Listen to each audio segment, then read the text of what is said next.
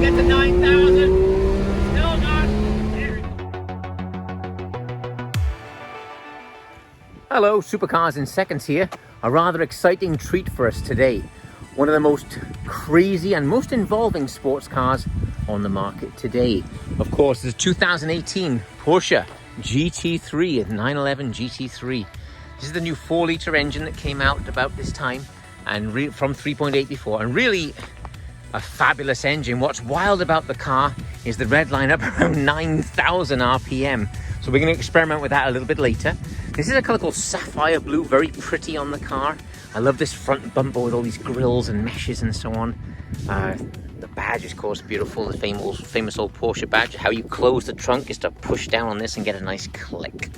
But let's take a look through the car. So, of course, GT3 has always been there. Stripped out racer, if you like. There is, of course, the RS version, even more hardcore. But I like this car. This is a very usable car. Amazing wheel and tyre setup and enormous brakes. Let's have a look. We've got a 245 section, I think. Yeah, 245 up here, 20-inch diameter. It has to be that big to get around these enormous 16.2-inch brake. That's a 410mm brake. That's absolutely enormous. Back in the back, with even bigger tyres, we got a 305 section back here. Now, the GT3 RS gets a 325 section. But actually, again, I like this car better. I think you feel more in this car and more connected to the vehicle. Clearly sitting lower on her suspension than a conventional 911. About, I say, 50 inches tall, so a little bit taller than most supercars, so that's kind of nice. It makes it very usable and easy to get in and out of. Let's open up this door and have a look inside.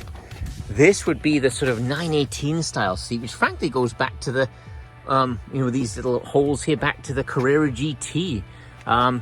Believe it or not, it's all carbon bucket, of course, and it's really comfortable once you climb inside the seat.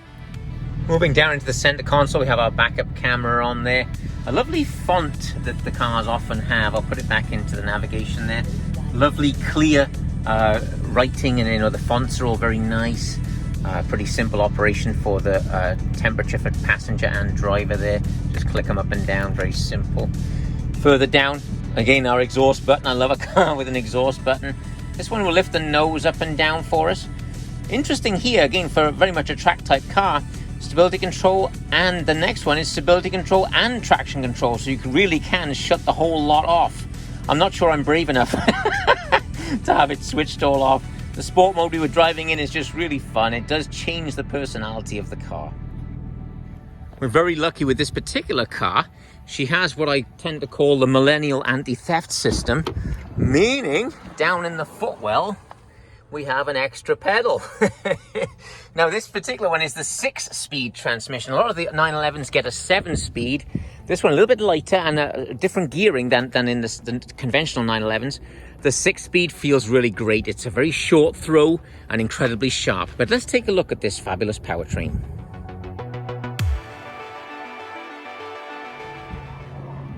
To pop it open, you've got a front trunk and a rear trunk. This is, of course, on the driver's sill. So I'll pull up on that, and you hear it pop open there. Then I can lift up on this enormous wing. Just amazing shapes there. And it clicks into place there with that little red bracket. Don't really see much today. Of course, it says on a GT3 4.0, the flat 6 engine.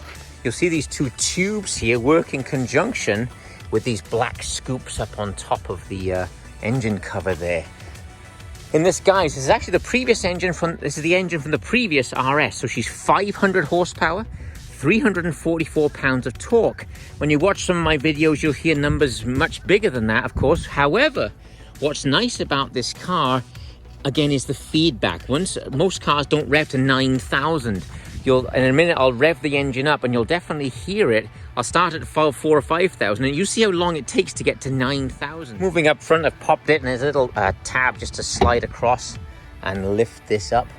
And a good size, nice, very square. So I know that like flight bags would drop straight in. You get two on top of each other without any problem at all. You do, of course, have room behind the seats in 911 as well. Let's click it back down, push it with the badge. You hear that great click. Also, quality is what this vehicle's famous for. If I knock on this driver's door, listen to the sound that it makes. Incredibly solid. And the reputation of the car's reliability is well earned. When we do track days, we have the 911, the GT3s come out, and RS cars, and they just run all day without any problem. They're just amazing vehicles. One great thing about having the manual transmission in the car is it does save some weight. 3,150 pounds here is incredibly light for a modern sports car. Everything's stripped out, of course, the sound deadening and so on is reduced to make it just much more aggressive. I love these twin pipes coming out of the center there that give an amazing howl, as you can imagine, particularly once you get up around that 9,000 revs. So the GT3 badging is absolutely everywhere, just to remind you, in case you might forget. You see it even in the back, they're all stitched in. On the wheel, very interesting here, it's a center lock wheel, and they have a special tool to remove this wheel, and you just can't imagine the torque it takes to, because it's only one bolt. Look, there's not five, there's just one inside. So that takes a massively powerful tool to flex these bolts on and off the car. Now inside the car, our little Porsche car shaped key, really cool stuff there. Pretty simple operation, of course, just lock, unlock, and the front trunk only on here. Very cool. It does have to be inserted in a GT3, so I'll swap hands a minute, and it goes into this little slot over here in the dash there. And that, of course, goes back to the Le Mans days many years ago, where the driver could put it in gear and start the car with both hands and save a little bit of time. Driver's eye view there, looking out of the car.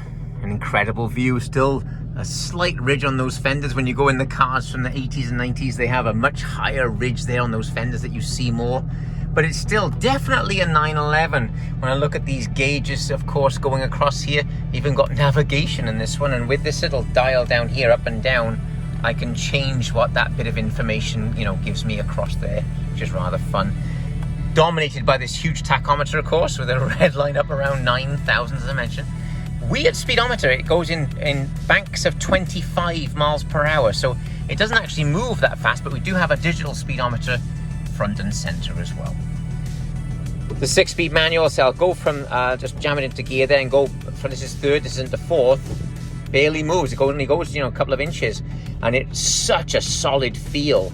It's really a lovely crisp click to it that a lot of manual transmissions don't have. Okay, so let's go down into Batman's corner. What I'm gonna do is rev it up to about 3,000 or 4,000, drop the clutch. But you watch how long it takes to get up to the higher revs. I'm going to short shift it in first, just to protect the engine a bit, and we'll have some fun here. So here we go. I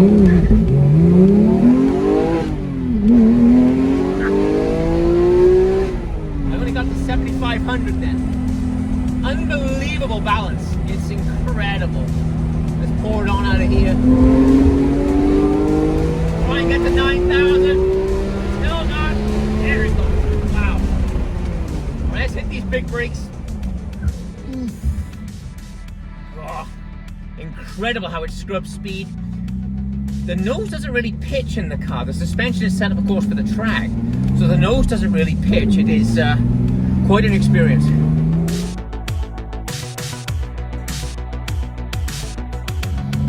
Okay, so just driving along in the car. I've got the exhaust button open. Oh, I love a car with an exhaust button.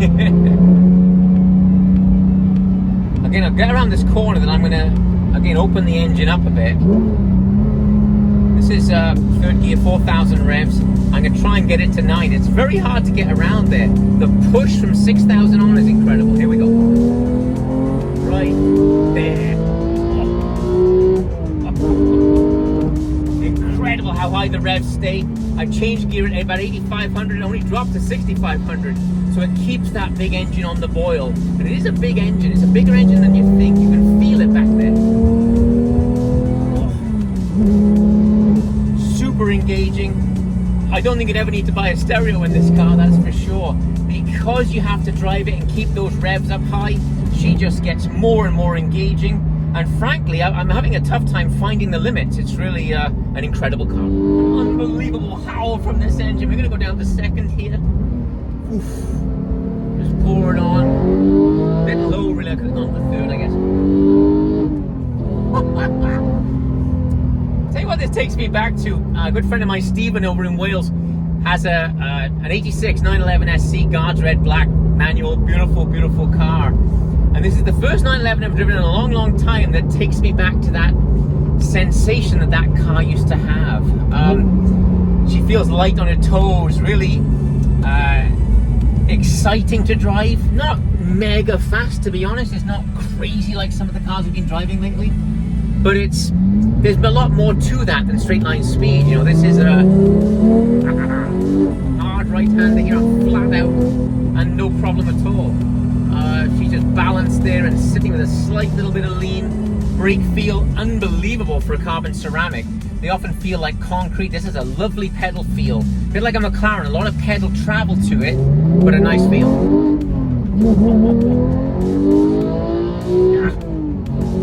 Amazing to try and get round to 9,000. Hard to do. All right, so let's rev her out one more time.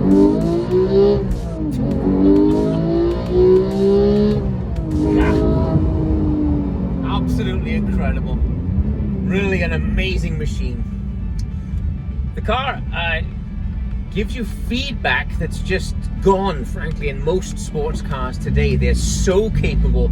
The limits are so high, you're just not approaching them in most supercars. This car, I say, with that relatively moderate horsepower, gives you enjoyment. I have to roll through the gears. I can't just sit here and cruise in PDK. It's an amazing transmission, but this is just so much more fun. I've enjoyed it very much, particularly this seat.